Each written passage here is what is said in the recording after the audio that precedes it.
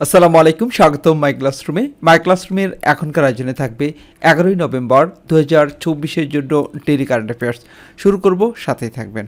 আমরা আজকে প্রথম যে প্রশ্নটি দিয়ে শুরু করতে চাই, বর্তমানে উপদেষ্টা পরিষদের সদস্য সংখ্যা কত?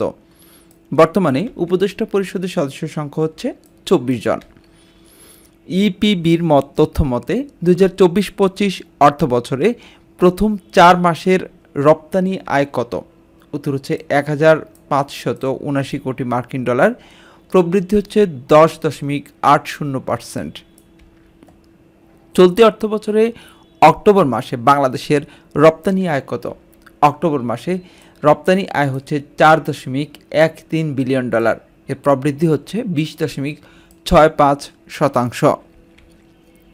জাতিসংঘ সাধারণ পরিষদে প্রথম বাংলাদেশি সভাপতি কে ছিলেন?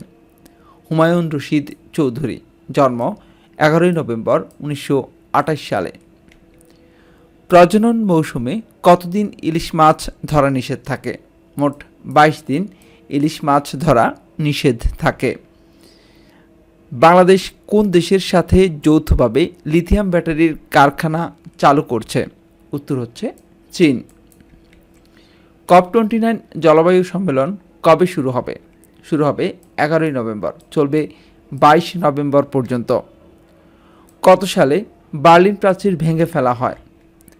1989 সালে।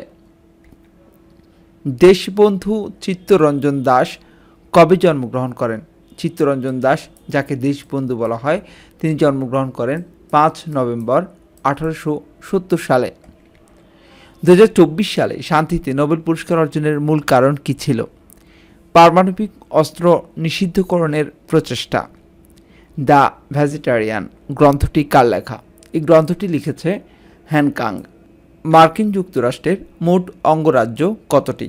মার্কিন যুক্তরাষ্ট্রের মোট অঙ্গরাজ্য হচ্ছে 50টি।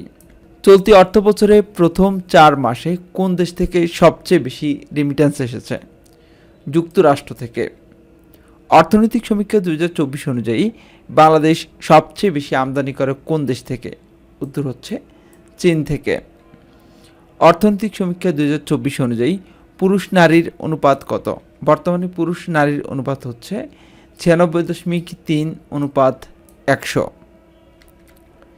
গ্রামীণ ব্যাংক আনুষ্ঠানিকভাবে যাত্রা শুরু করে কবে? 1983 সালে। 36 জুলাই বলতে কি বোঝায়? 36 জুলাই বলতে বোঝায় 5 আগস্ট। জেনজি এর সময়কাল কি?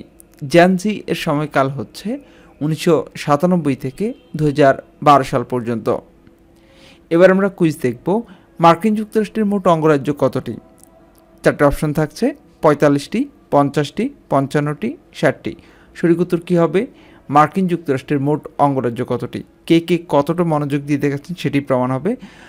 যদি মনে করতে পারেন সঠিক উত্তর কী, তাহলে কমেন্টস করুন। এবার আমরা আজকের হাদিসটি দেখব।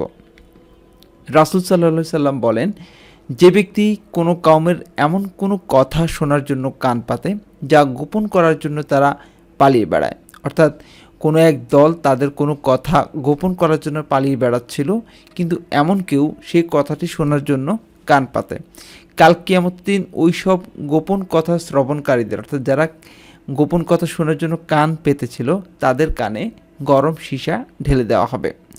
এটি বুখারীর 7042 নম্বর হাদিস।